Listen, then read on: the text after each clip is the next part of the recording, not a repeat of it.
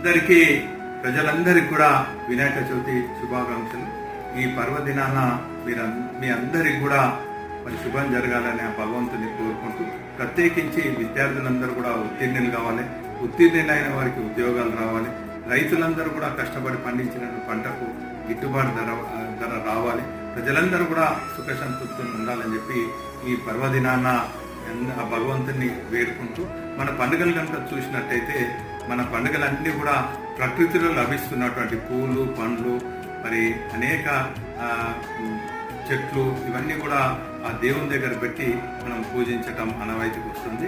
అంటే దీని దసరా అయితేనేమి, లేక బతుకమ్మ అయితేనేమి, ఈ మన పండుగలన్నీ కూడా ప్రకృతితోనే మమైక్యమైనటువంటి పండుగలు, మనం ప్రకృతిని ఆరాధించే పండుగలు, ప్రకృతిని రక్షించే పండుగలు. తద్వారా ఆ ప్రకృతి మనం రక్షింపజేస్తుంది. కాబట్టి దయచేసి మనమందరం కూడా మరి మట్టితో తయారు చేసిన